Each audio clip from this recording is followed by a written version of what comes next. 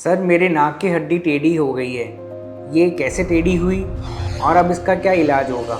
ये सारे सवाल लेके हमारे पास काफ़ी पेशेंट्स आते हैं। तो आज हम बहुत ही सिंपल भाषा में नाक की टेढ़ी हड्डी के बारे में सारी जानकारियाँ डिस्कस करेंगे।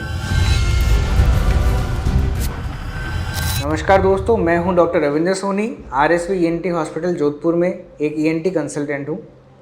नाक की हड्डी हमारे नाक के बीच में होती है, जो कि नाक को राइट और लेफ़्ट के अंदर डिवाइड करती है। ये कार्टिलेज और बोन दो चीज़ों की बनी होती है।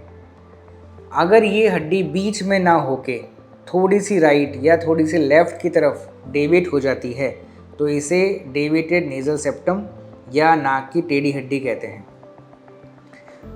ये क्यों होती है? बचपन में माँ के पेट में जब बच्चा होता है उस समय चोट लगने से या जन्म के बाद किसी भी तरीके से चोट लगने से अगर नाक की हड्डी में फ्रैक्चर हो जाता है तो नाक की हड्डी टेढ़ी हो जाती है। दुनिया में 70 से 80% लोगों की नाक की हड्डी टेढ़ी होती है। इस हड्डी टेढ़ी होने के लक्षण क्या होते हैं? नाक बंद होना। पेशेंट को लगता है कि उसका एक नाक या दोनों नाक ही बंद हैं। वो रात को सोते समय खर्राटे लेता है, वो मुंह खोल के सोता है जिससे उसका मुंह नाक बार बार सूखता है। टेढ़ी हड्डी होने से गर्म हवाओं की वजह से नाक में सूखापन रहता है और जैसे ही पेशेंट नाक में उंगली करता है थोड़ी सी ब्लीडिंग हो जाती है और ये ब्लीडिंग बार बार भी हो सकती है।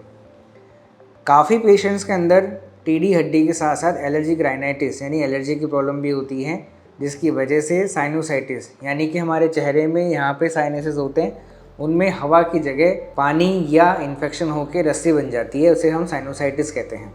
डायग्नोसिस करने के लिए आप जब डॉक्टर के पास जाएंगे, ईएनटी डॉक्टर के पास जाएंगे, तो वो नाक में एंडोस्कोप डाल के इसका डायग्नोसिस कर सकता है। वो ये देख सकते हैं कि आपकी हड्डी टेढ़ी है तो वो आगे की तरफ है, पीछे की तरफ है, ऊपर है, नीचे है, कार्टिलेजिनस है या बोनी है। कभी कभी साइनस की कंडीशन को पता लगाने के लिए डॉक्टर सीटी स्कैन भी कराते हैं। उसमें हमें ये पता चलता है कि हड्डी टेढ़ी किस पोजीशन पर है और साइनसेस के अंदर इन्फेक्शन या रस्सी या मवाद तो नहीं बन गई है। इसके इलाज की अगर हम बात करें तो ये कंजर्वेटिव भी होता है। ये डिपेंड करता है कि आपका डीएनएस किस स्टेज में है, कौन सी ग्रेड है।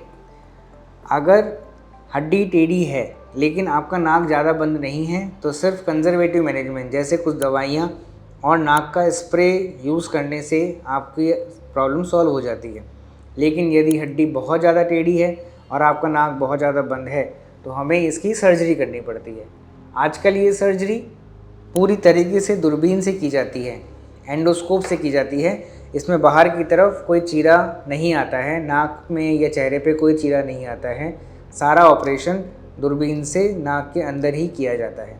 ऑपरेशन पूरी बेहोशी में किया जाता है और ऑपरेशन के बाद नाक में 24 घंटे के लिए पट्टी डाली जाती है। वो पट्टी 24 घंटे बाद निकाल दी जाती है। उसके बाद आपको कुछ नाक की सफाई करने का निर्देश दिए जाते हैं कि इस तरीके से नाक की देखभाल की जानी है। 5 से 7 दिन बाद पेशेंट अपने काम पे जा सकता है। ये सर्जरी काफ़ी रिवार्डिंग होती है। इसमें नाक तुरंत खुल जाता है। जब 5-7 दिन दवाई लेते हैं तो सूजन पूरी कम हो जाती है और नाक पूरी तरह से खुल जाता है। इसमें कभी कभी हड्डी टेढ़ी के साथ साथ टर्बिनेट, जो नाक के अंदर एक सामान्य सी हड्डी होती है, वो भी बढ़ जाती है। तो जब हम हड्डी टेढ़ी का ऑपरेशन करते हैं तो कभी कभी हमें उन टर्बिनेट को भी छोटा करना पड़ता है, जिससे कि नाक पूरी तरह खुल जाता है। कुछ पेशेंट्स हमसे आके ये क्वेश्चन पूछते हैं कि सर क्या ऑपरेशन के बाद हड्डी वापस बढ़ जाती है? ऐसा नहीं है। अगर ऑपरेशन में हड्डी को अच्छी तरीके से सीधा किया गया है तो वापस से होने की संभावनाएं बहुत कम होती हैं। मुझे उम्मीद है कि इस टॉपिक के बारे में मैंने आपको सब समझा दिया है।